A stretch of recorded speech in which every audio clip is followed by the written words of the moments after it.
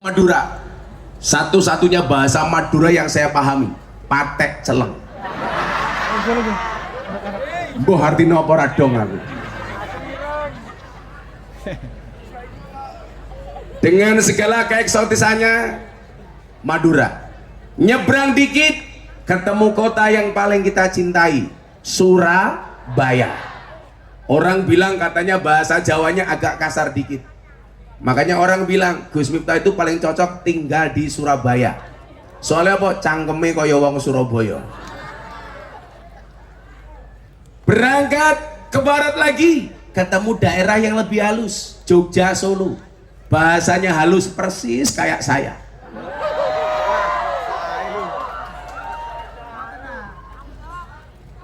Hoak mbahmu hoak.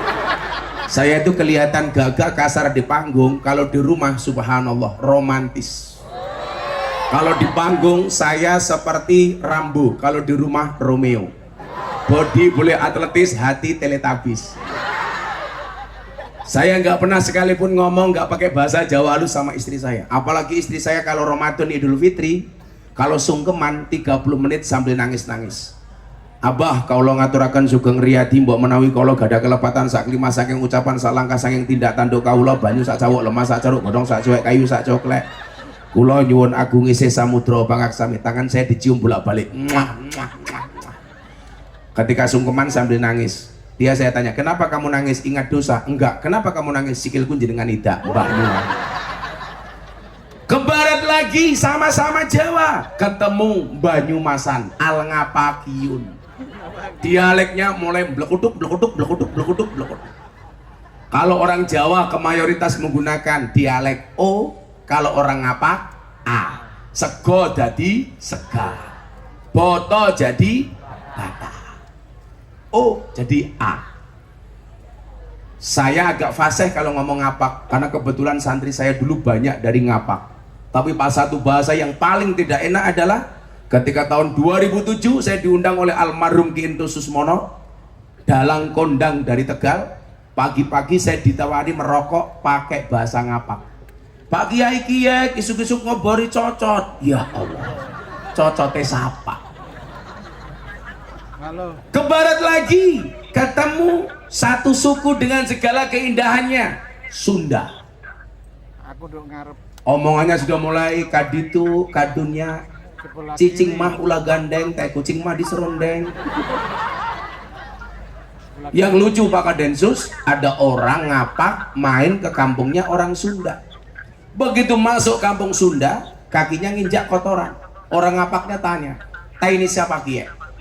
Sama orang Sunda dijawab, "Iya mah taina urang."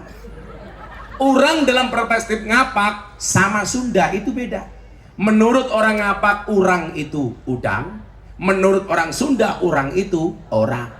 Jadi begitu dia bertanya, "Taina siapa Kie?" Dijawab sama orang Sunda, "Iya mah taina urang."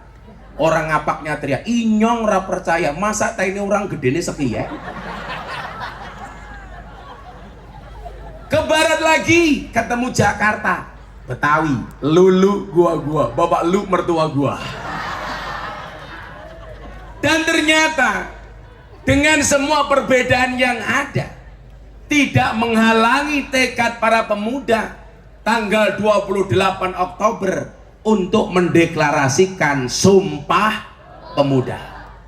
Makanya malam hari ini saya ingin menggelorakan kembali semangat para pemuda. Kenapa? Karena saya melihat nilai-nilai kepemudaan hari ini justru mengalami penurunan, baik nilai-nilai beragama maupun nilai-nilai dalam berbangsa. Bapak Ibu, warga masyarakat Surabaya yang saya muliakan, kalau dulu Bung Karno pernah mengatakan, "Berikan kepadaku 10 pemuda, maka akan aku guncangkan dunia." Kalau sekarang beda, "Berikan kepadaku 10 pemuda, maka akan aku jadikan ganteng-ganteng serigala." Gantengnya di sini, serigalanya di situ.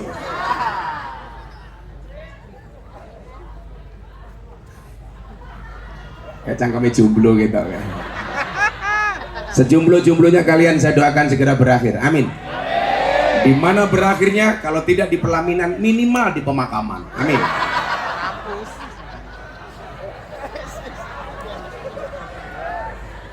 Makanya begitu Pak Wali Kota bilang sama saya, Gus, kita bikin acara di Surabaya yuk. Acaranya apa, Cak? Pengajian. Ah, pengajian mah biasa. Terus acaranya apa? Gimana kalau kita kemas dengan toleransi kebangsaan? Yang membuat kemudian saya bersedih adalah beberapa bulan yang lalu saya matur, ada sebuah lembaga survei dari Jawa Timur yang menyatakan bahwa 37% mahasiswa dan pelajar di Jawa Timur terpapar paham intoleransi dan radikalisme. Begitu membaca survei ini, saya langsung ngelus dadanya istri saya. Ya Allah, kok bisa Jawa Timur, kota santri, mayoritas NU, dengan keberagaman yang begitu indah di Surabaya, pelajar dan mahasiswanya bisa terpapar 37%. Dan ternyata ketika kita selidiki lebih lanjut, dari mana mereka terpapar? Jawabannya adalah dari media sosial. Oh, generasi TikTok. Ami diketung. Saking gampangnya sekarang orang pengen jadi viral dengan menggunakan TikTok. Jadi kadang-kadang yang nggak bermutu kadang-kadang juga viral. Begitu sulit. Diopon. Kebayang nggak kalau bapak-bapak yang berdoa di sini tadi, ada Islam, Kristen, Hindu, Katolik, Buddha, Konghucu, kepercayaan, mereka setelah berdoa goyang pargoy. Ya Allah, kok geding aku gitu. Sing jawab, oh tenang iki jelas anak buah Samsudin ini. Intan mbak mobil, Intan apa mbak anakmu? Oh tenan. Shallu ala Nabi Muhammad. Maka kemudian apa? Berbarengan dengan momentum Sumpah Pemuda ini, saya kemudian mengingatkan kepada diri saya dan kepada semuanya bahwa semangat pemuda saat itu hari ini harus kita teladani.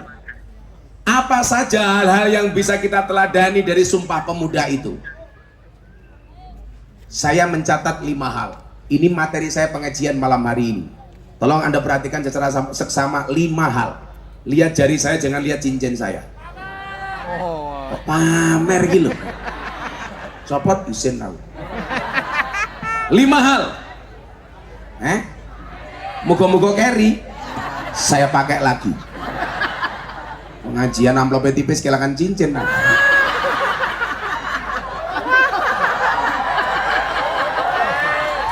isinya oke bos. Oh, tambahi Pak. Tambahi apa? Mas Eri yang golek sponsor.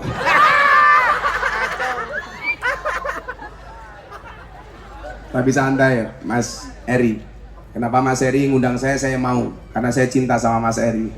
Cintaku padamu Mas seperti air kencing di dalam kolam renang.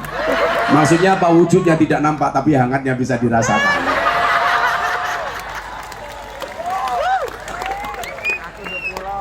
Ya siapa tahu saya bilang seperti itu dicarikan istri Surabaya.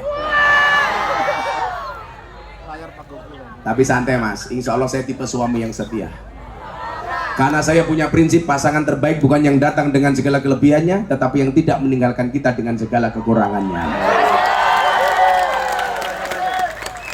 Kenapa saya ngomong seperti itu? Karena direkam banyak kamera.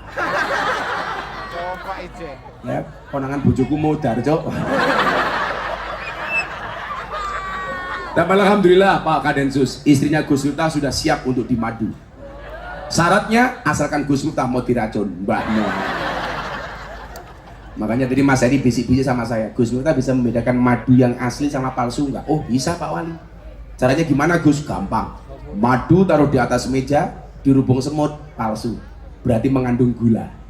Madu taruh botol, digoyang, dia goyang, palsu. Berarti mengandung air. Madu bawa pulang, istri marah, asli.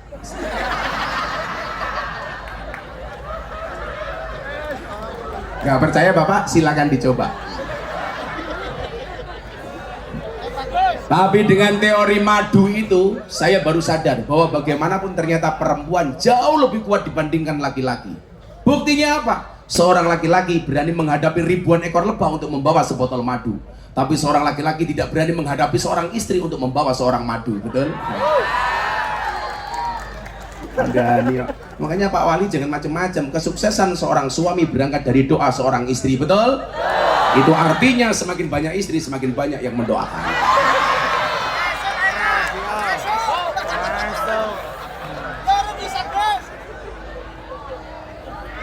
Saya dulu, kamu kalau nggak punya pacar santai aja nih. Saya dulu juga nggak pernah pacaran.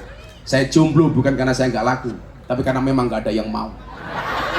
Tapi dulu orang-orang yang menolak saya, hari ini saya katakan, di balik kesuksesan seorang laki-laki akan ada banyak mantan yang menyesali. Iya.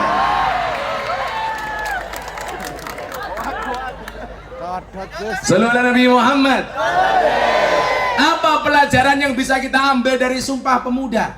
Yang pertama, semangat Sumpah Pemuda mengajarkan kepada kita untuk nggak pernah berhenti dalam perjuangan. Kalau kita belajar nahwu, di situ disebutkan wal ismu minhu mu'rabun wa mabniun. Isim itu ada dua, mu'rab dan mabni. Mu'rab itu dinamis, mabni itu statis. Sejarah Sumpah Pemuda menunjukkan apa? Bahwa bangsa Indonesia pernah memiliki kaum pemuda dan pemudi yang begitu dinamis. Mu'rab itu dinamis, mabni itu statis. Mu'rab itu pemain, mabni itu penonton. Mu'rab itu influencer, mabni itu follower. Mu'rab itu optimis, mabni itu pesimis. Mu'rab itu problem solver, mabni itu troublemaker. Pertanyaannya adalah, kita mau jadi yang mana? Mau jadi pemuda yang optimis apa pesimis? Jawab murah optimis sebelah so. Optimis apa pesimis? Optimis. Coba, wahai para pemuda harapan bangsa dan wahai para pemudi harapan pemuda. Bener kan? Pemuda harapan bangsa, pemudi harapan pemuda. Tuh bapak pemudi tolong dengerin. Kamu nggak usah sibuk dengan wajahmu. Saya tahu wajahmu palsu. Kalau mau kipas-kipas itu mas, itu bukan karena takut panas, takut bedaknya luntur. Saya tuh kalau lihat perempuan saya bingung, itu wajah papan karambol. Sama-sama penuh dengan bedak tak ada. Tapi nggak apa-apa bu, karena glowing itu penting. Betul? Beneran. Hari ini saya punya quote terbaru. Di balik wajah istri yang glowing, ada suami yang golong koming. Wedok dilawan. Saya sepakat ibu-ibu, wajah itu dirawat bukan diedit, betul? Makanya saya tersinggung kalau ada orang posting foto diedit cakep-cakep. Saya tersinggung, kasihan Gus Miftah yang sudah cakep dikira editan. Kita harus, mohon maaf, pemuda-pemudi, bapak ibu tolong Anda jawab. Anda mau jadi yang mana? Orang optimis apa orang pesimis? Pemain apa penonton? Pemain. Influencer apa follower? Influencer. Penyelesai masalah apa pembuat masalah? Kita harus mu'rab, dinamis, optimis. Apa bedanya orang optimis sama orang pesimis? Bedanya satu nak. Orang optimis melihat peluang dalam masalah. Orang pesimis melihat masalah dalam peluang. Kalau orang optimis sifatnya seperti kereta, tetap berjalan di atas rel, ngeyel, tabrak. Salah men pengajian suaranya kereta banter banget. Sebelah Gus. Wang. Kalah suaranya. Baru ini pengajian yang TV, iklannya kereta. Iya itu loh. Jadi orang optimis. Coba saya lihat. Saya kasih satu pertanyaan kepada Anda, tolong dijawab. Bapak, Ibu, adik-adik, mas-mas, arek-arek Surabaya, Anda jawab. Kalau Anda naik perahu di tengah sungai, perahunya bocor, di sekeliling perahumu banyak buaya, apa yang harus Anda lakukan? Saya ulangi, bayangkan Anda naik perahu, perahunya bocor, di samping perahu banyak buaya. Apa yang harus Anda lakukan? Rata-rata jawabannya pasrah, doa, tawakal. Salah. Bayangkan kalau Anda naik perahu, perahunya bocor, di sekeliling perahumu banyak buaya. Apa yang harus kamu lakukan? Yang harus kamu lakukan adalah berhenti membayangkan.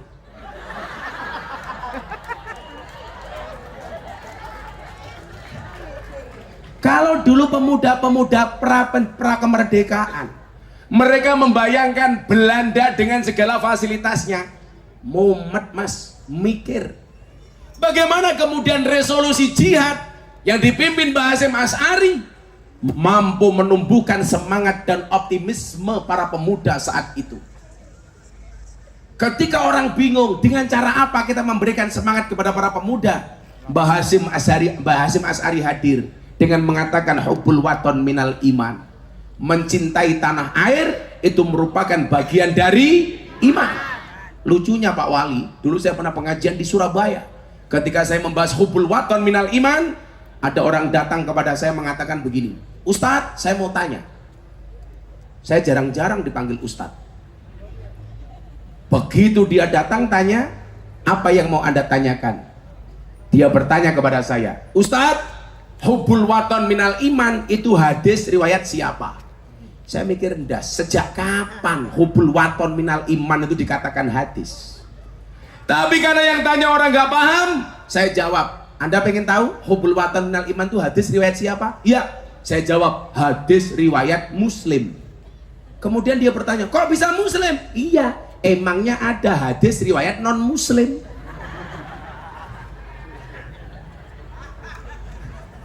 Masa hadis riwayat pendeta kan nggak mungkin. Lagian dari mana Anda mengatakan ini hadis? Ini makalah. Lah lucunya di antara kita itu, mohon maaf, setiap Arab itu dikira Quran, setiap Arab itu dikira hadis. Contoh, saya dicurhati sama salah satu artis binaan saya, Mbak Via Valen. Lah sarkem ora artis Kang, begenggek. Awakmu ngerti begenggeknya pekerjaannya apa? Bakul kroto. Kroto itu apa? Pakan manuk. Manuk itu apa? Manukmu.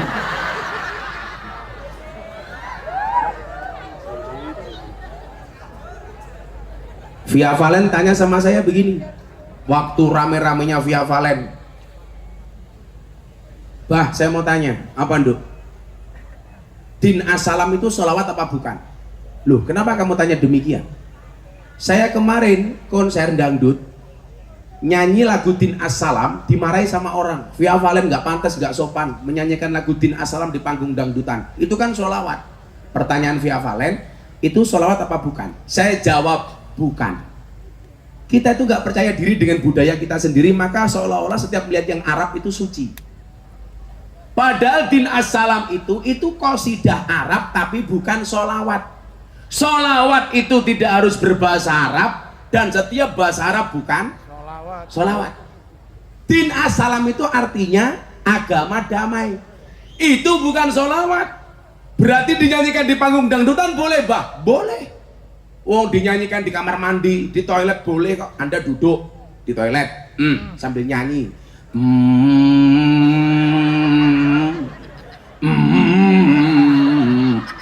Boleh.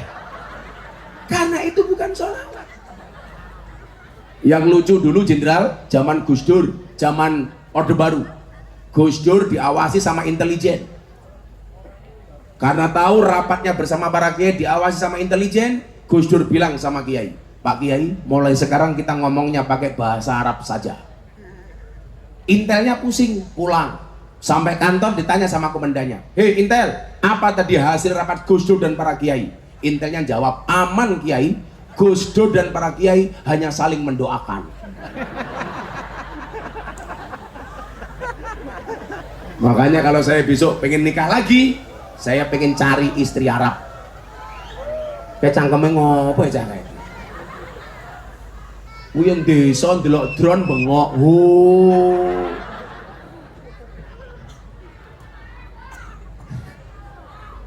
Kenapa? Ada yang pacaran? Ya Allah, ingat pacaran itu seperti orang kencing di dalam celana. Maksudnya apa? Semua bisa melihat tapi tidak bisa merasakan kehangatannya. Mbak, gak usah pacaran. Ingat ya, mau tamate ngopo ya mikir iki? Masa pengajian karo wali kota mikir mau tamati?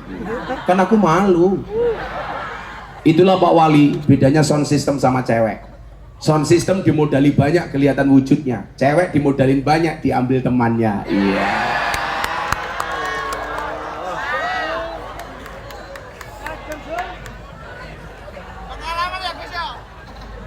Sallu ala Nabi Muhammad. Maka apa?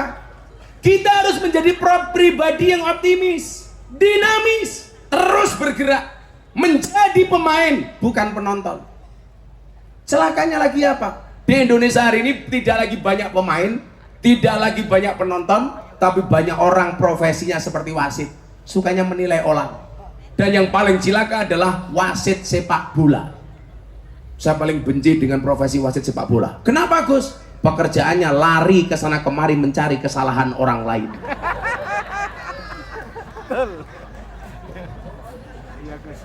Di Indonesia ini banyak, Pak, mencari-cari kesalahan pemerintah terus. Muncul Covid, pemerintah disalahkan. Pemerintah dengan arif mengeluarkan kebijakan BLT. Mereka yang cerewet tentang Covid tetap semuanya dikasih, tapi lucunya apa? BLT untuk orang miskin. Semua orang Surabaya ngaku miskin. Yang punya mobil ngaku miskin. Besoknya Mas Eri muncul lagi, BLT untuk UMKM. Semua orang ngaku pengusaha kecil. Saya usul Pak Wali, tolong buat BLT sekali lagi untuk orang gila. Pertanyaan saya, apakah semua orang Surabaya ngaku edan? Kebijakan pemerintah dikritik terus, tapi begitu BLT antri pertama kali. Ini profesinya persis seperti wasit sepak bola. Ada lagi wasit yang lebih parah dibandingkan wasit sepak bola. Siapa? Wasit tinju.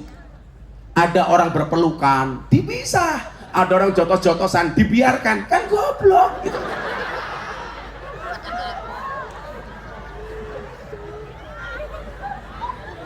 Ndelok wong ngakur ora seneng, ndelok orang bermusuhan malah seneng. Makanya kalau ngomong profesi, saya paling hormat dengan profesi abang becak. Abang becak itu profesi paling mulia. Orang paling sabar sedunia itu adalah abang becak. Bagaimana tidak? Nunggu penumpang, penumpangnya tidak datang, becake ditumpaki dhewe. Wah. Bahkan saya pernah dulu jadi ketua paguyuban becak Kota Yogyakarta zaman kuliah. Saya pernah narik becak, becak saya ditabrak mobil, dier. Saya nggak marah, hanya nyanyi lagu India. Matane, matane, matane.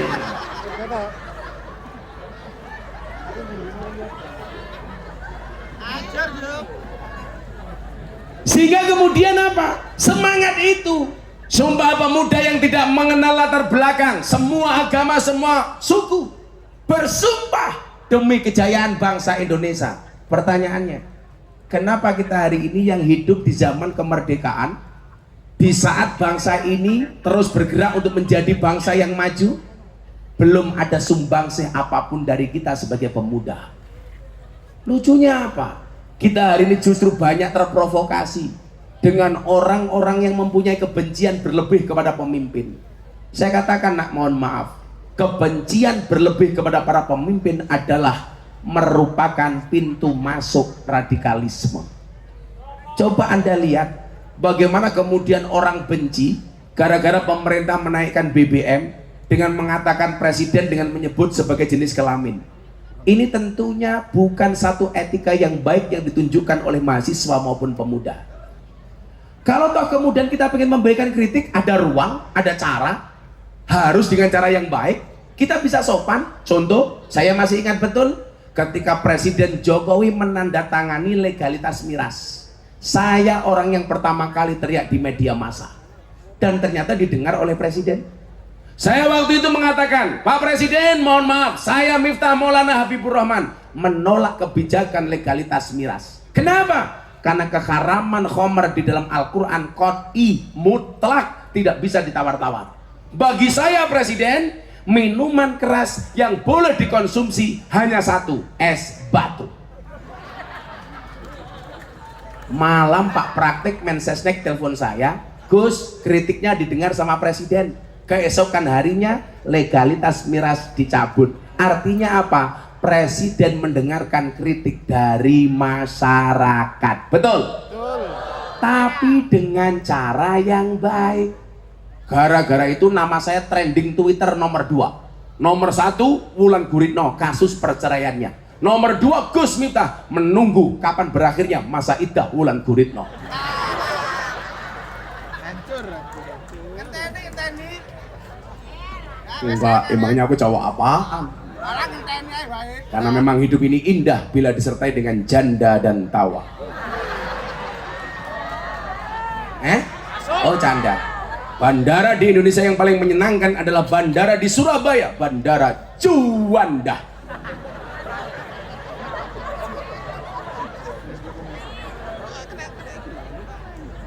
Makanya kamu yang jomblo-jomblo, kalau nikah dengan janda saja bro. Kalau kamu nikah dengan janda tidak ada malam pertama, adanya malam terusan. Tadi Pak Wali bilang sama saya, Gus kalau di Surabaya banyak rojali. Kenapa itu Pak Wali? Rombongan janda liar.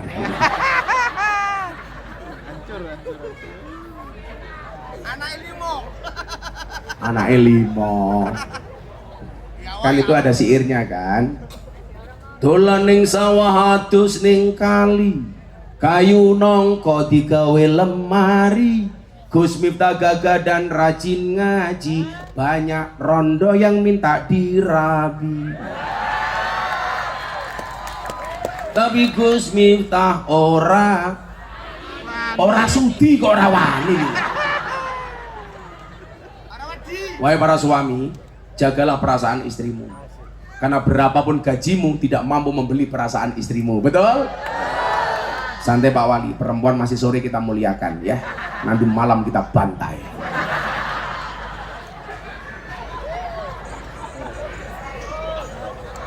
Saya itu sangat menghormati perempuan Pak. Karena saya punya prinsip, perempuan itu suci seperti sajadah. Kenapa? Karena di atasnya lah laki-laki bisa beribadah.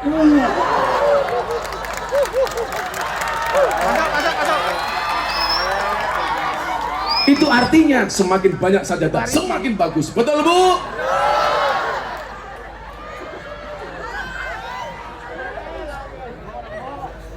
Yang kedua, semangat apa yang kita bisa pelajari dari Sumpah Pemuda? Meski ada perbedaan suku, agama, dan ras, kita semua satu Indonesia. Maka mari kita hargai semuanya. Bapak Ibu, saya sering mengatakan, saya baru kemarin pulang dari Nusa Tenggara Timur, dari Kabupaten Timur Tengah Selatan. Betapa bahagianya saya ketika yang hadir di kajian kebangsaan, kawan-kawan saya Katolik, Kristen semuanya hadir. Saya kemarin di Bojonegoro dengan puluhan ribu orang, semua tokoh agama saya undang ke panggung. Lucunya apa? Saya punya teman pendeta, Bulu Dia posting status nanti malam pengajian bersama Gus Miftah, pendeta perempuan. Pengen saya sampaikan apa? Semangat Sumpah Pemuda menghargai semuanya. Bapak Ibu, kita tinggal di Indonesia. Indonesia ini rumah besar. Di dalam rumah besar Indonesia ada 6 kamar yang sudah diakui undang-undang. Ada 6 kamar. Kamar Islam, Kristen, Katolik, Hindu, Buddha, Konghucu. Saya meyakini kalau orang Indonesia kembali ke kamarnya masing-masing tidak akan pernah terjadi masalah. Menjadi masalah itu adalah ketika kita kembali ke kamarnya orang lain. Bahkan tidur di kamarnya orang lain, komentar di kamarnya orang lain, atau bahkan ngompol di kamarnya orang lain. Yang bisa kita lakukan satu, ayo kembali ke kamarnya masing-masing. Kalau pengen komunikasi bagaimana Gus? Gak usah masuk kamar orang lain. Bagaimana caranya? Menciptakan ruang tamu bersama. Ayo ngopi bareng. Maka saya bilang, Indonesia akan baik-baik saja bila alhamdulillah dan puji Tuhan bisa ngopi bareng. Bisa cangkruk bareng. Sekarang begini. Kamu nggak pernah ngurusi kamar kamu, nggak pernah membersihkan kamar kamu, nggak pernah masuk ke dalam kamar kamu dengan baik, kok malah masuk kamarnya orang lain. Itu kan celutak. Islam, ayo kembali ke kamar Islam, ibadah yang baik sesuai agama yang kamu peluk. Hari ini banyak muncul pertanyaan, apa Gus Miftah komentarnya terhadap pendapat yang mengatakan agama itu privasi? Saya menghormati pendapat itu, tapi kalau saya secara pribadi, saya katakan agama itu bukan privasi. Kalau agama itu dianggap privasi, kenapa ada kolom agama dalam KTP? Kok dihapus saja? Anda orang Islam, nama Eri, agama Islam, bangga dengan KTP-nya. Nama Saverius, agama Kristen, bangga dong dengan KTP-nya. Maka dulu ketika Menteri Dalam Negeri Pak Cahyokumolo, beliau mengatakan sama saya, Gus, ada yang usul kolom agama dalam KTP dihapus saja. Bagaimana menurut Gus Miftah? Saya tanya, kenapa mereka pengen dihapus? Karena ini merupakan diskriminasi. Loh, diskriminasi itu kalau kolom agama KTP Islam ditulis, sementara yang Kristen tidak ditulis, itu namanya diskriminasi. Lah ini sama-sama ditulis, diskriminasinya di mana? Bagi saya sebuah kebanggaan. Maka saya bilang sama Pak Cahyokumolo, kalau kolom agama dalam KTP dihapus, saya tidak setuju. Tapi kalau yang dihapus kolom kawin atau belum kawin, saya setuju. Kawin mana? Setuju ibu-ibu? Tidak. Setuju bapak-bapak? Nah, setuju. Garangan kok.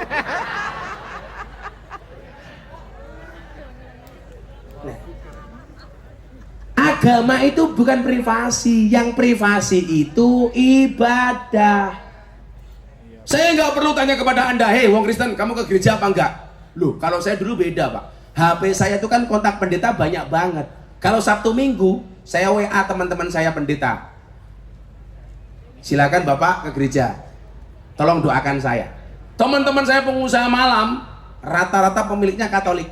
Mereka saya WA, bro, Sabtu Minggu, tolong ke gereja. Kadang-kadang mereka jawabannya nggak enak. Sorry Gus, gerejaku gereja negeri. Maksudnya apa? Sabtu Minggu libur. Lembahmu aku. Nah kapan makan gereja gue aku? Sabtu Minggu libur. Para tokoh agama di Surabaya perlu saya sampaikan, Bapak, Ibu, kalau sekali-kali Anda berkunjung ke pondok saya, Anda akan mendapati sesuatu yang istimewa. Kampung pesantren saya 60% Katolik Pak. Saya kemarin membuat kajian dan konser kebangsaan di pondok saya di tengah-tengah lapangan. Saya dibantu parkir oleh Mudika, muda-mudi Katolik. Dari uang parkir itu dapat uang 150 juta. Teman-teman bilang, ini bagaimana Gus? Sok atuh dipakai. Selatan rumah saya pengurus gereja. Utara pondok saya kuburan. Utara pondok saya kuburan. Dan subhanallah, seumur hidup saya tidak pernah bertengkar dengan tetangga utara saya.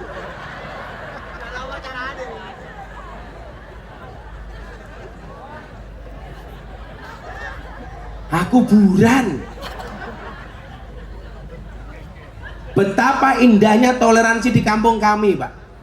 Idul Adha, di saat kami sholat Idul Adha, kawan-kawan saya dari Katolik menjaga hewan kurban yang akan kita sembelih. Ketika hewan kurban itu disembelih, semua warga masyarakat baik yang Islam maupun non-Islam semuanya saya bagi. Coba Anda bayangkan, karena tetangga saya mayoritas non-Islam, berarti yang paling banyak mendapatkan daging kurban dari saya adalah tetangga saya non-Islam. Begitu datang Idul Fitri, sahabat-sahabat saya Katolik masak besar. Hasil masakannya dibagi orang sekampung, baik yang Islam maupun non-Islam. Datang Natal, kaum muslimin masak. Hasil masakannya dibagi ke semua warga kampung, baik yang Islam maupun non-Islam. Berhenti sampai di situ? Tidak. Ada orang Nasrani meninggal, mereka sembahyangan dengan caranya. Kami yang Muslim menjaga di belakang. Begitu datang waktu makan, kita makan bersama-sama. Keren kan? Kalau Anda mengatakan berarti intervensi agama orang lain, yang diintervensi bukan agamanya, makan-makannya.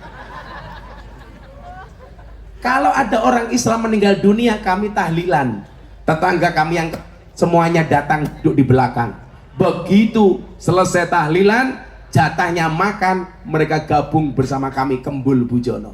Begitu mau makan saya berdoa Allahumma barik lana. Teman saya Katolik begini-begini. Yora popo. Yang jadi masalah itu kalau mencampur adukkan Allahumma barik lana fima rozaktana wakina ada banar lah, itu masalah.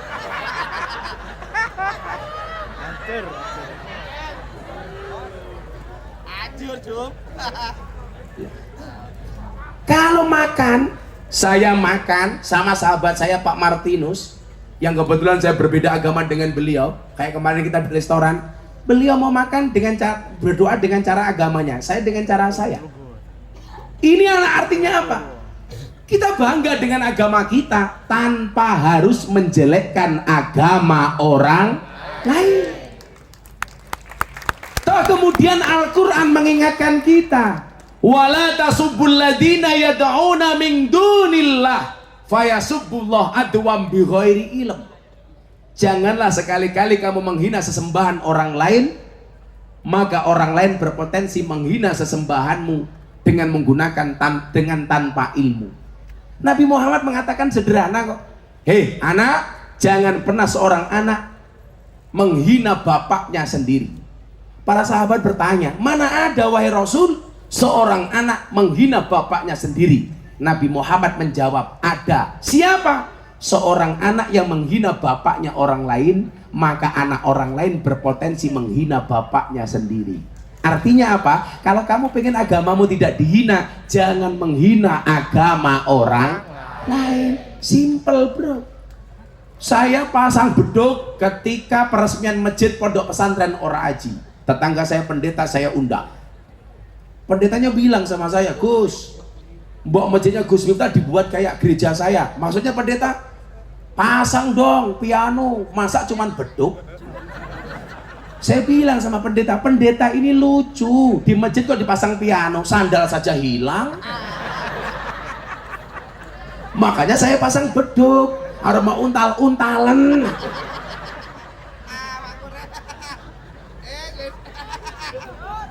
Saya jadi ingat pengajian di Doli saya terakhir, yang ribuan orang heboh waktu itu.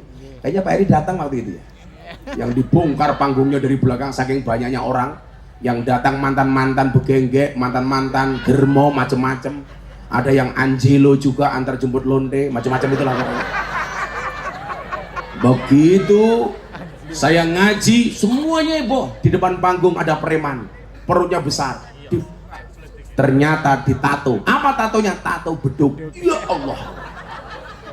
Itu tato apa nak? Tato beduk. Kenapa perut kamu tato beduk? Saya cinta NO bah. Itu tato beduk. Iya. Pukulnya mana? Bawahnya bah. Tak boleh ya.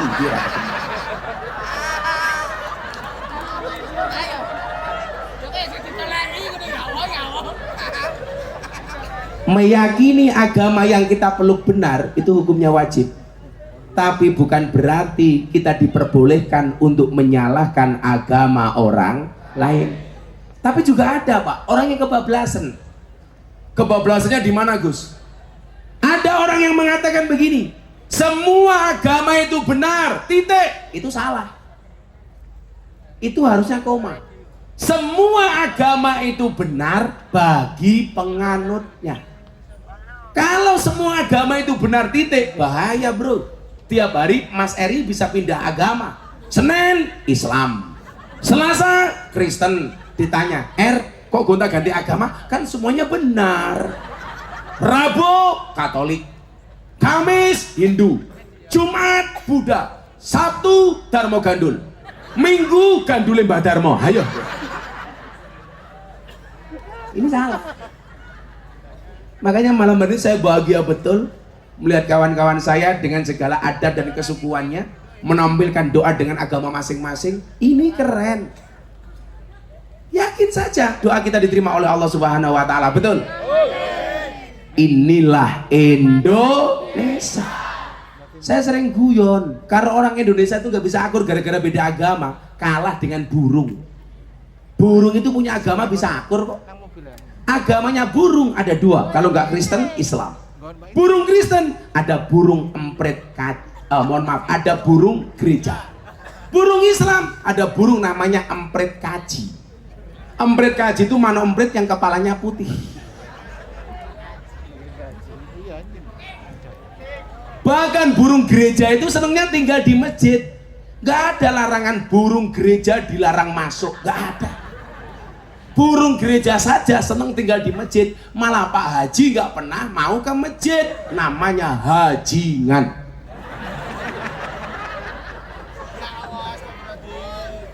Tapi kalau ikan agamanya pasti Katolik. Soalnya apa? Yang paling besar namanya paus.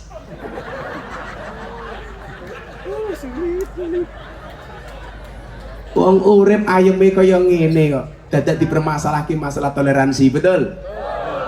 Ya deh, yuk, untuk selingan kita selawatan dulu yuk. Selawatan tapi syairnya syair NKRI ala Gus Miftah.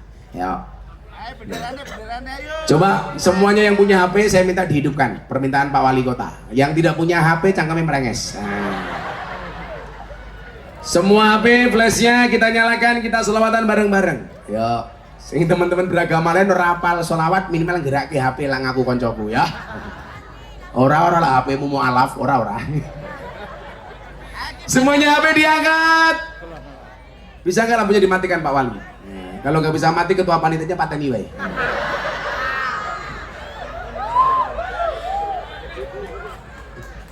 Ana musik lagi? Ada. Musik dangdut mbahmu. Ya ayo warga kota Surabaya, kita nyalakan flash HP kita. Bersama-sama semua flashnya kita dihidupkan, kita sholawatan NKRI. Mudah-mudahan malam hari ini rahmat Allah diturunkan untuk bangsa Indonesia. Amin Allahumma. Amin. Shallu ala Nabi Muhammad. Semuanya diangkat. Ya, digerakkan sana dulu mana Mbak? Oh, mana sana itu mana?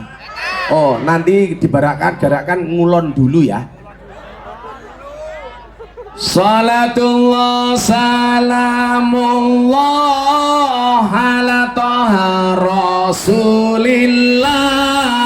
Salatullah salamullah ala yasin habibillah. Ala yasin habibillah. Sekali lagi salatullah Rasulillah. Salatullah salamullah ala yasin habibillah. Ala yasin Joko tingkir minumnya kopi. Kopi ditanam di pinggir kali.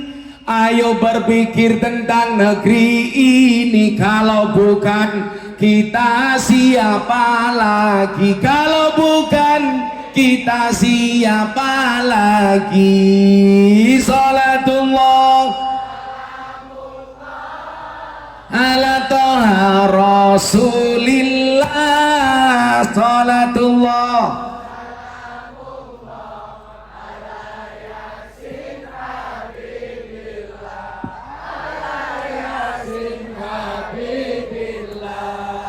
jalan-jalan di pedesaan, desanya aman, bersih terjaga. Sucikan hati, tetapkan iman. Merah putih melekat di dada. Merah putih melekat di dada. Salatullah salamullah ala toha rasulillah. Salatullah salamullah ala yasin habibillah. Ala yasin habibillah. Bunga cantik di dekat taman, beragam warna memikat hati. Mari rawat kebinekaan demi keutuhan NKRI. Demi keutuhan NKRI. Salatullah salamullah ala toha rasulillah. Salatullah salamullah ala yasin habibillah, ala yasin habibillah. Sallu ala Nabi Muhammad. Wassalam alaih. Wis ora ana musike, backing vokale fales. Mbok meneng wacang kamu kangkang. Angel. Majapahit punya Gajah Mada, Jawa Tengah punya Borobudur. Selamat Hari Sumpah Pemuda, semoga Indonesia semakin makmur. Indonesia semakin. Sallu ala Nabi Muhammad. Lambune urip ki meneh kuwi, ndak malah kaya uka-uka. Selesai. Alhamdulillah. Aku mbayangke selawatan ana musike kaya ben-benan deng-deng bono ora. Kere.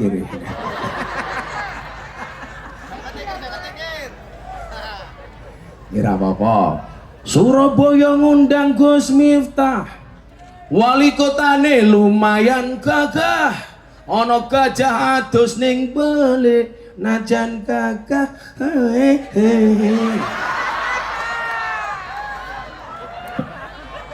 Wis diganti. Surabaya ngundang Gus Miftah. Wali kotane lumayan gagah, tapi sayang senajan gagah bojone ora nambah-nambah.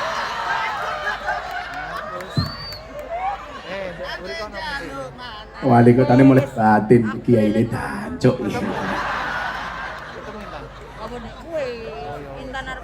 Ya Allah, mati nuwun Mas Eri gawe seneng wong Surabaya iki lho. Alhamdulillah. Santai wae li. Di dunia itu apapun kamu bahagia. Yang penting jangan bermaksiat. Tak ngaji ngene wis seneng gak mungkin bermaksiat. Ana ning wong kae maksiat soalnya ora seneng ning nggon pengajian. Mila pengajiane digawe seneng, men ora maksiat. Ngono cah bonek, rungokno. Tuku nonton babare tuku tiket, ora tuku tiket. Aku yo heeh. Gandol mana ya oh ya. Kowe njeluk siir ya wis. Tak siri. Tuku bawang kleru mrica, wis kebacut sayang mung dianggep Semarang kaline budak sing disayang matane pincang. Hancur. Ngaco. Gak berani dingin ya. Walak. Yang wong wedok kae. Buah belimbing, buah pisang, raine glowing, kakinya belang-belang. Buah belimbing di atas ketek, raine glowing tungkae.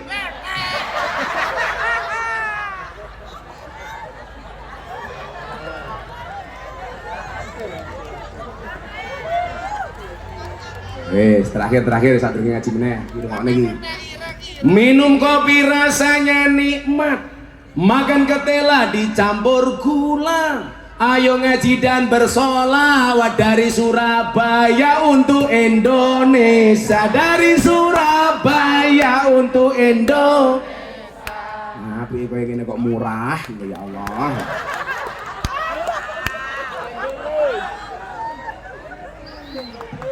Degan, ya Allah. Lah, bathoke kuwanten iki degan apa kambil? Kambil. Iki kambil Pak Wali, kambil. Iki lah tak ombel ya kereminan iki kan.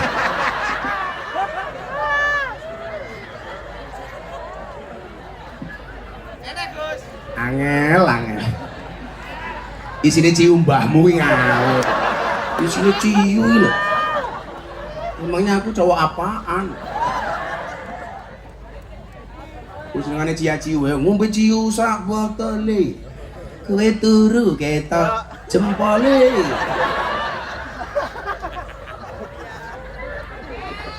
Angel.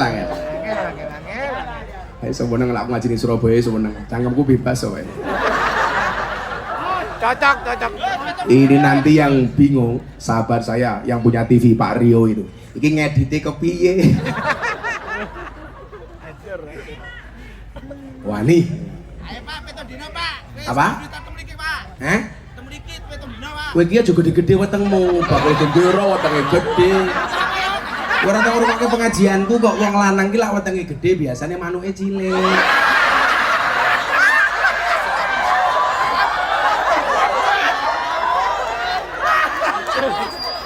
Lari sana Bos, gak payu Bos. Kok wetenge gede dibuka katoke isine mung kaya pentil lah. Bos, jangan Bos. Jangan Bos. Ayo Pak. Ayo. Wis sepi dilarani balik. Lah wong wetenge gede, manuke cilik, Gus Miftah wetenge cilik, berarti manuke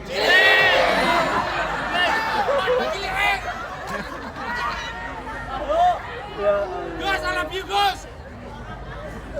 iki anu iki. Engko kanca-kanca pendeta, kanca-kanca pastor, romo sing biasa khotbah ning gereja-gereja, wah, terus aku tak cangkemku bosok kaya Gus Miftah wae ah. Alhamdulillah. Lanjut. Guyu telat iki kepiye tadi?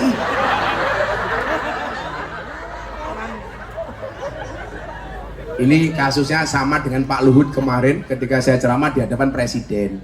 Ini Mas Rio ya. Ini lucu ini. Jadi saya cerita, ada kiai sukanya berburu, bawa senapan pergi ke hutan, ketemu harimau ditembak, duar, duar. Ternyata harimaunya kebal. Katanya baru nguntal gotri koyo banser katanya.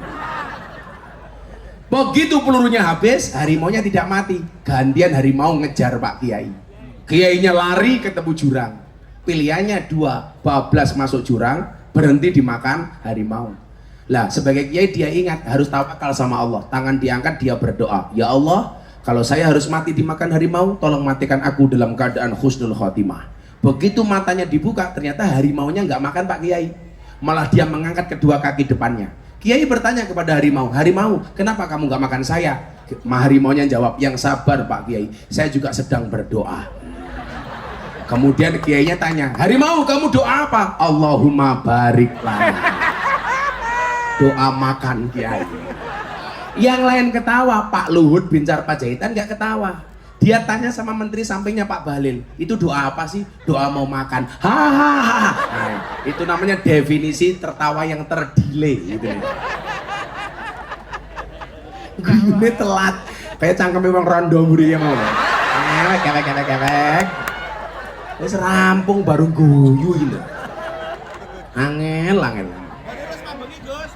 Kudune kayak mau guyu le, kowe ning arep bengok api diketungo.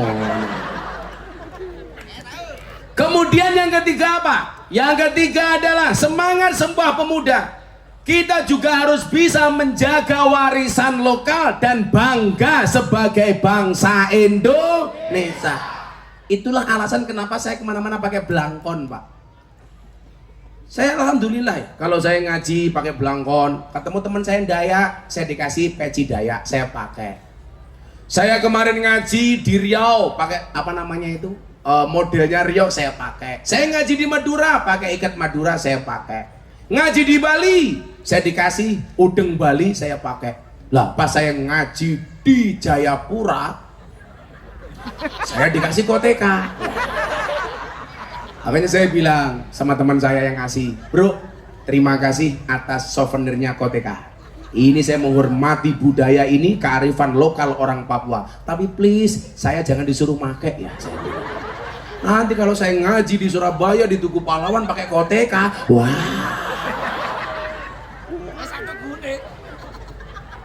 Artinya apa? Bangga dong. Kenapa saya harus menggunakan belangkon?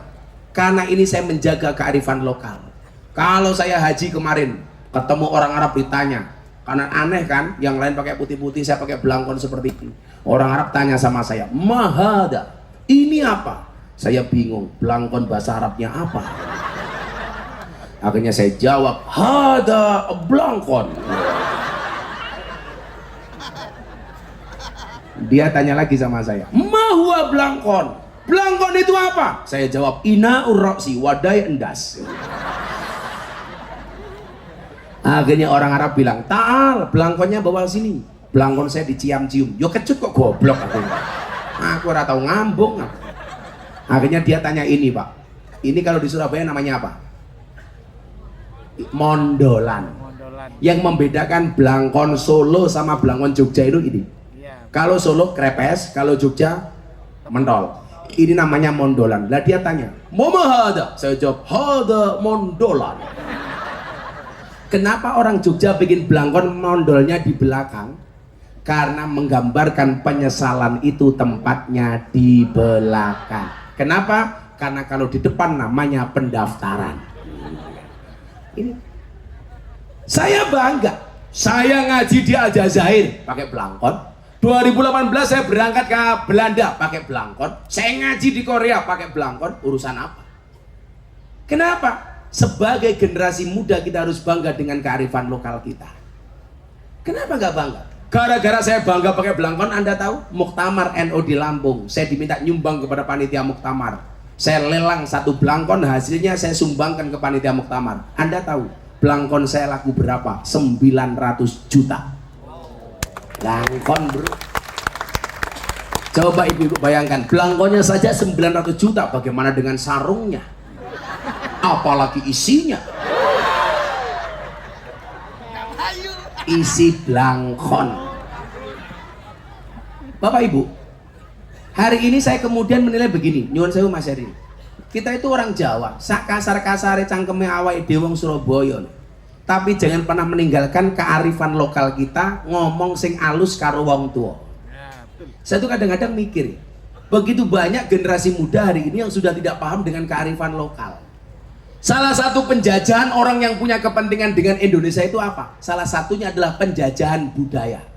Bagaimana kemudian kita lebih bangga dengan menggunakan budaya orang lain? Coba yang Muslim saya mau tanya, tolong Anda bedakan mana perintah agama, mana budaya. Saya mau tanya, perintah nutup aurat itu budaya apa agama? Agama. Cara menutup aurat itu budaya apa agama? Budaya. Budaya, bro. Kalau orang Arab, hei orang Arab, tutup auratmu. Mereka menutup dengan menggunakan jubah panjang. Apakah kemudian Anda mau klaim jubah panjang itu pasti Islam? Tadi kawan kita dari Katolik juga pakai jubah. Sini tengah boleh? Betul nggak? Siapa bilang baju yang kamu pakai itu baju koko?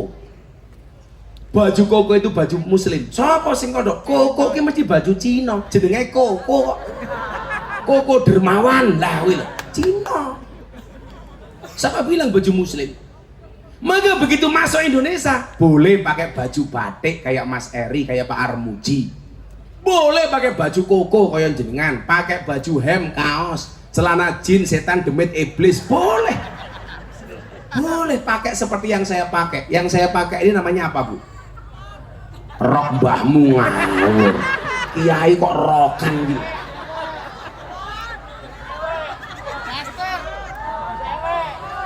Ini namanya apa? Malah kulot gitu ngawur. Tok rung, katok sarung. Dari depan kayak sarung, dari belakang kayak katok. Tak buka, rapopo matane, rapopo. Ini kan budaya, kenapa kita malu? Saya nggak ada malu-malunya. Wong Surabaya biasa wae bro, sarungan, enteng. Guayane wong Surabaya gaweane narik becak pakai jubah. Sunnah Rasul ya mbahmu. Narik rem iso salah kowe. Ayo. Becak itu remnya di mana? Di bawah sadel. Nganggo jubah, ra mandek-mandek kowe ayo.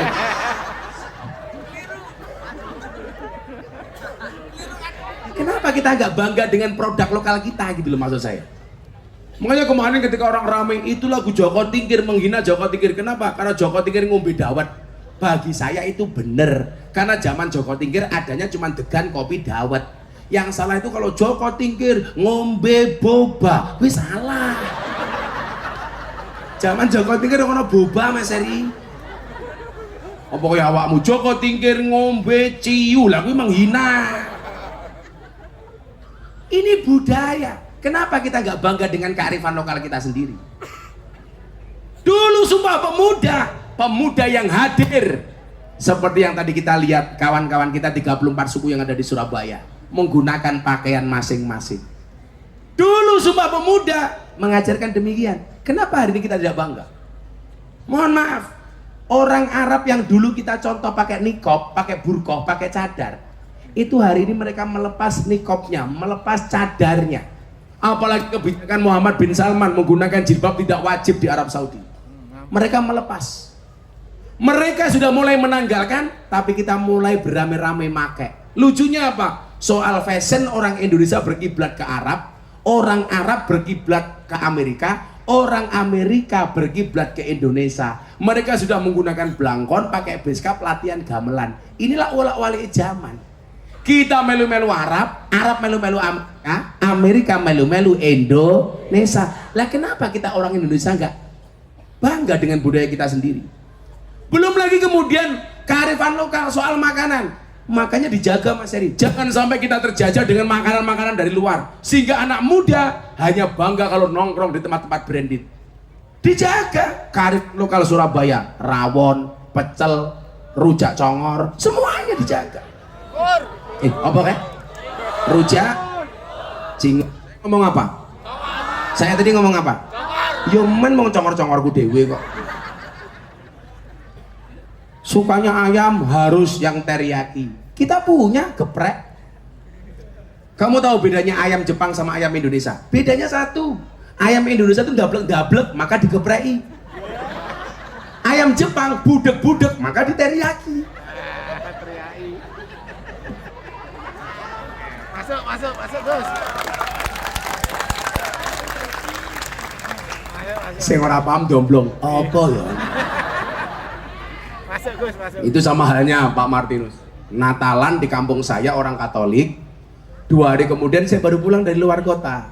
Tangga saya Pak Adi Bagio namanya, pengurus gereja Katolik di situ. Gus, ini warga masyarakat setelah Natalan pengen piknik ke Parangtritis. Kan Gus Miftah jarang di rumah, bawa sekali-kali ikut yuk. Acaranya apa Pak Adi Bagio? Mas, seneng-seneng mangan-mangan teng pantai. Oke, saya ikut. Akhirnya saya dijemput pakai bis kota. Begitu saya naik bis kota, saya bilang Bismillah. Diprotes sama Pak Adi Bagio. Salah Gus, kita tidak naik Bismillah tapi naik bis kota. Oh lambene aku. Ini Bismillah, ini bis kota bukan Bismillah kata dia. Oke 1-0. Di tengah jalan hujan lebat, petir menyambar-nyambar. Dar. Teman saya orang gereja ini bilang haleluya, haleluya. Salah Pak Adi Bagio, itu bukan haleluya tapi halilintar. Asik gitu loh. Begitu nyampe pantai Parangtritis, saya pakai sarung, lupa nggak pakai celana dalam. Saya turun dari bis kota, anginnya kenceng, sarung saya buka, wut. Teman saya orang Kristen bengok, wow. Saya bilang salah Pak Adi Bagio, ini bukan wow tapi alif.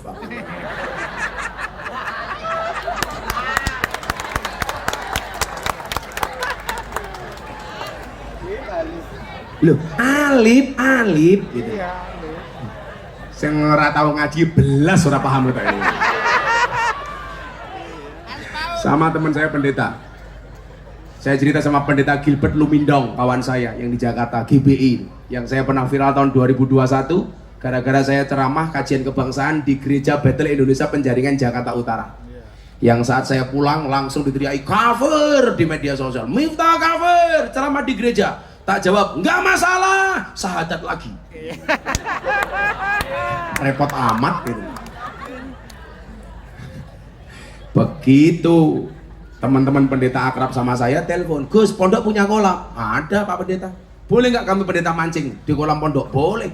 Akhirnya kita datang mancing melewati genangan air. Pendetanya bilang sama saya, Gus, kaki saya korengan, nggak boleh kena air. Terus gimana pendeta? Mbak tolong saya digendong. Akhirnya pendeta saya gendong. Begitu pendeta teman saya gendong, dia bilang, baru hari ini ada pendeta bisa naik haji. Aku.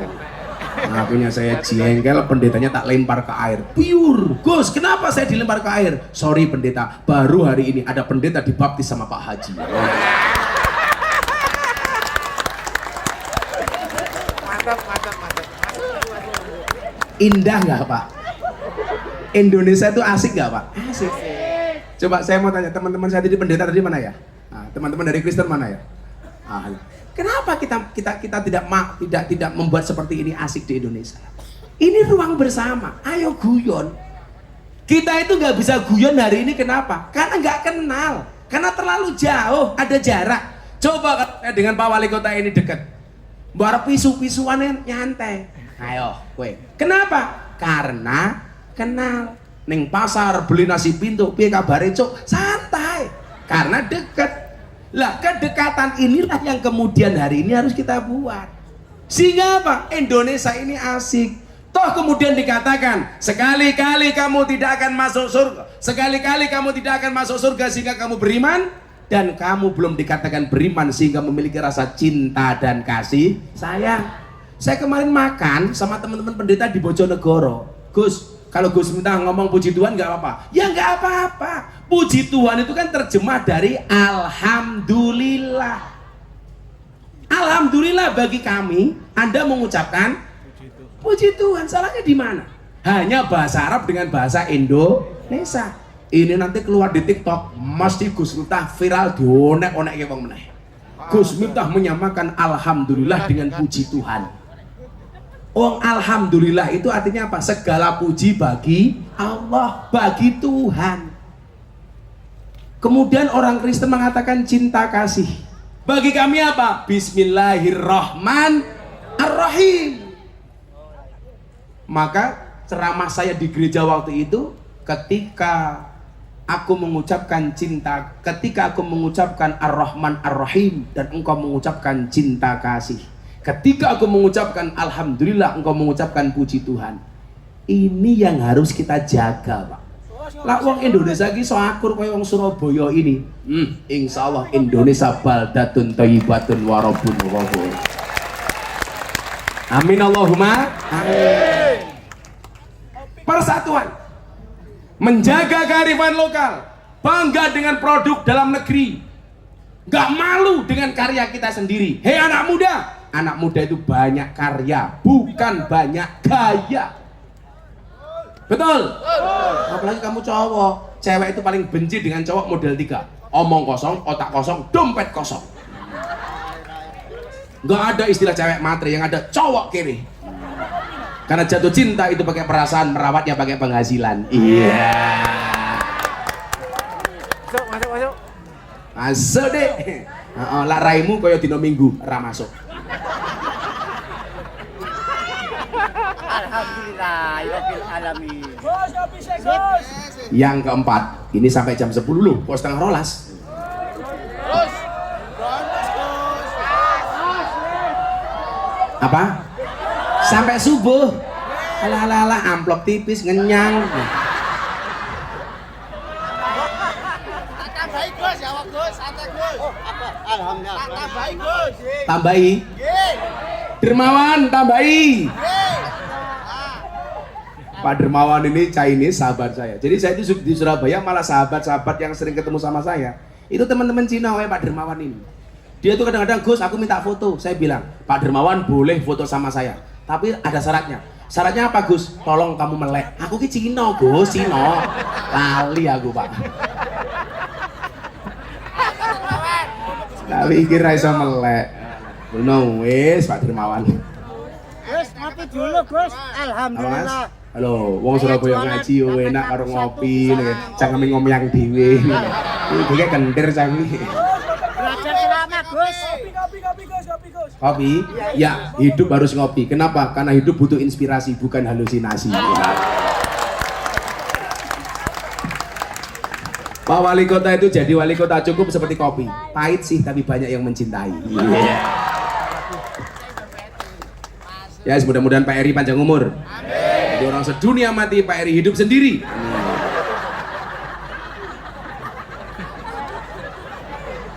Alhamdulillah. Lekrek apa ya? Kalau Pak Armuji kita doakan, mudah-mudahan Pak Armuji masuk surga pertama kali. Amin. Berangkat setelah pengajian. Amin.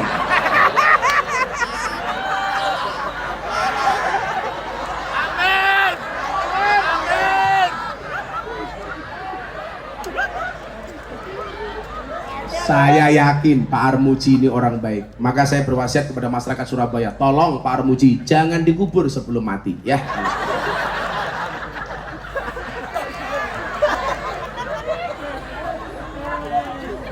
Alhamdulillah. Wali kota, wakil wali kota kuwi Cak, pekerjaannya oke stres. Mila malam ini kita gawe guyu. Gini apa badan?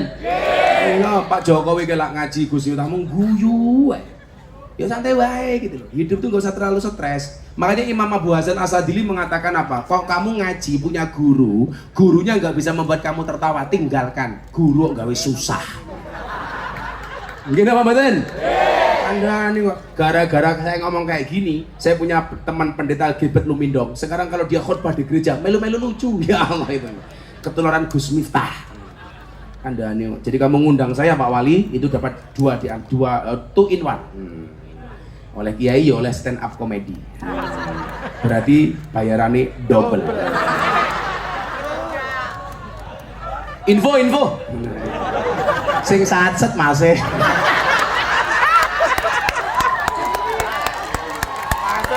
Masuk. Saset. Pak Dermawan, tambahi dana kenakalannya masih. Gus, kopinya enak, Gus. Alhamdulillah. Yang keempat, apa pelajaran dari Sumpah Pemuda? Meski kita sudah punya bahasa asing, tetap jangan pernah untuk mencintai bahasa Indonesia. Termasuk bahasa-bahasa Jawa, bahasa-bahasa daerah, tetap dipertahankan nih. Jangan sampai kamu tinggal di kota sedikit ngomongnya Inggris tapi lupa dengan bahasa Jawa. Makanya saya bilang sama Mas Eri, Gus Miftah itu seneng ngomong danco dalam rangka mempertahankan kearifan lokal. Loh iya, nanti kalau saya nggak ngomong siapa yang mempertahankan? Kok Gus Miftah? Iya cok, belajar.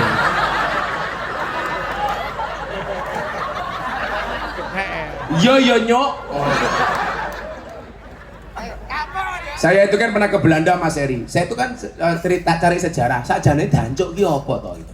Akhirnya saya masuk ke museum Belanda, ternyata dancuk itu adalah nama tokoh di Belanda atas nama Dankok. Nama Dankok diabadikan jadi nama Teng. Tengnya agak kecil sehingga bisa masuk perkampungan di Surabaya. Lah begitu tanknya ini masuk kampung-kampung di Surabaya, orang Surabaya memberikan teman-teman warga yang lainnya dengan mengucapkan dancuk gitu. Karena ngomong dankok susah, makanya jadi dancuk. Makanya kenapa saya ngomong dancuk, karena bagi saya itu tidak misuh. Lah saya ingat pas haulnya Mbah Wahab Hasbullah di Tambak Beras, Pak Wali. Yang hadir Pak Jokowi, Pak Kiai Said waktu itu ketua umum PBNU, kemudian ada Bu Khofifah, waktu itu ada Kiai Mustamar, beberapa kiai yang lain, banyak kiai-kiai di Jombang. Lah, yang ngaji saya ngaji 40 menit belas gak misuh, kan menghormati yang hadir. Begitu selesai ngaji, saya didatangi sama Kiai Hasib, pengasuh Pondok Pesantren Tambak Beras Jombang. Gus, saya gelo sama kamu. Lu kenapa Kiai? Mosok ngaji 40 menit belas ra misuh iki kepiye? Jan itu. Jadi ya mohon maaf kalau Gus Miftah ngomongin dancuk fasih, karena Gus Miftah ngerti ilmu tajwid. Jadi panjang pendeknya pas. Masuk. Bahkan nganggo kol-kolah barang deh pada kita dancuk kok.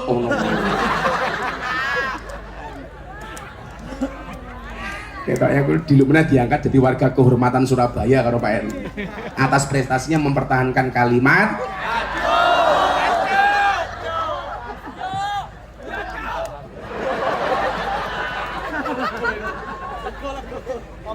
iki wong TV memedasi. Nek ngomong dancuk ning TV entuk apa ora? Sejarahnya begitu Pak Rio. Saya sampai berangkat ke museum Belanda waktu itu tahun 2018. Dancuk ki sapa? Ternyata jawabannya itu. Kita senang dengan kearifan lokal kita, menjaga bahasa Indonesia termasuk bahasa-bahasa daerah kita. Kemudian yang terakhir, yang nomor 5 adalah Sumpah Pemuda itu mengajarkan kepada kita, kemanapun kakimu berpijak, jangan pernah melupakan tanah airmu Indonesia dengan segala budayanya. Saya tuh kadang-kadang malu Pak Martinus kalau saya ngaji di Taiwan, di Hong Kong, mbak-mbak yang kerja di sana saya nasihati, begitu berangkat dari Surabaya, dari Ponorogo, dari Lamongan, dari Tulungagung, pindah kerja di Hong Kong, ya Allah, pakaiannya, fashionnya melu-melu anak Hong Kong. Lah wong Hong Kong ngono nganggo pakaian seksi, yo pantes mulus, resik, putih.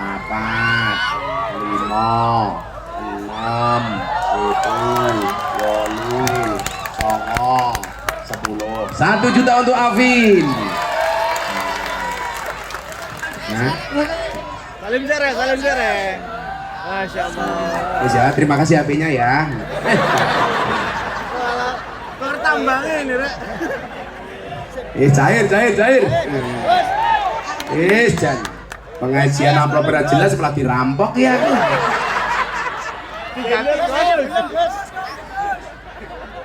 Alhamdulillah. Kami cinta tanah air Indonesia. Coba teriak Indonesia yang kenceng bareng-bareng.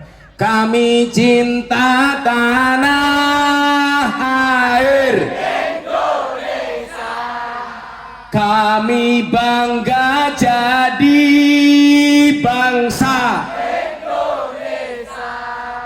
NKRI akan selalu kami jaga demi kejayaan bangsa Indonesia. Sholli iman Sholli wa sallim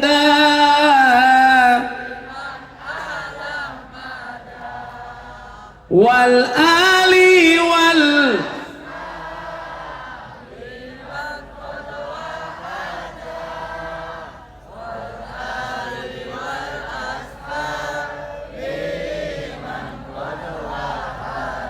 Alhamdulillah.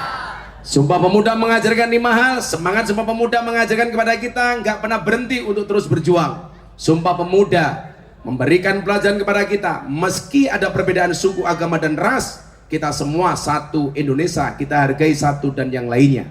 Sumpah Pemuda mengajarkan kepada kita harus menjaga warisan lokal dan bangga sebagai warga Indonesia. Sumpah Pemuda mengajarkan kepada kita, meski kini sudah banyak bahasa asing, yuk kita cintai bahasa Indonesia. Dan yang kelima adalah Sumpah Pemuda mengajarkan kepada kita, kemanapun kakimu berpijak, jangan pernah melupakan tanah airmu Indonesia. Akhirnya Bapak Ibu, kenapa kaca mobil bagian depan pasti jauh lebih besar dibandingkan kaca spion? Jawabannya adalah karena masa depan bangsa Indonesia jauh lebih besar dibandingkan masa lalunya. Tepuk tangan untuk Surabaya. Akhirnya Bapak Ibu, sudah jam 3:30, pengajian dianggap selesai. Hari kita berdoa bersama-sama kepada Tuhan Yang Maha Kuasa, mudah-mudahan bangsa ini senantiasa dijaga oleh Allah Subhanahu wa taala. Bismillahirrahmanirrahim. Allahumma sholli ala sayyidina Muhammad wa ala ali sayyidina Muhammad walhamdulillahirabbil alamin. Ya Allah ya Rabb, perkenankanlah kami malam hari ini di Tugu Pahlawan yang menjadi sejarah perjuangan bangsa Indonesia. Ya Allah, kami hamba-hambamu menengadakan kedua tangan kami, mengkhusukkan hati dan pikiran kami. Ya Allah, ampuni dosa kami, ampuni kesalahan kami, ampuni kekhilafan kami, ampuni kemaksiatan kami. Ya Allah, ampuni pula dosa kedua orang tua kami, sayangilah mereka sebagaimana mereka menyayangi kami, kasihlah mereka ya Allah sebagaimana mereka mengasihi kami. Ampuni pula dosa para pemimpin-pemimpin kami ya Allah, tunjukkanlah kepada mereka jalan yang lurus, yaitu jalannya orang-orang yang kau cintai, bukan jalannya orang-orang yang sesat, yaitu jalannya orang-orang yang kau murkai. Ya Allah ya Rabb, tunjukkanlah kepada pemimpin kami bahwa yang benar itu benar, dan engkau memberikan kekuatan kepada mereka untuk melaksanakannya.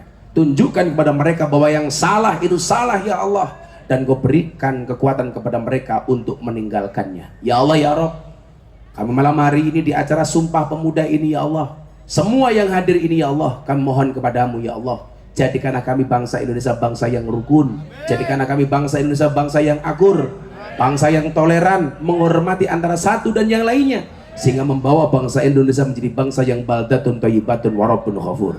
Ya Allah ya Rabb, siapapun yang hadir malam hari ini dalam keadaan sakit, engkau angkat semua penyakitnya ya Allah.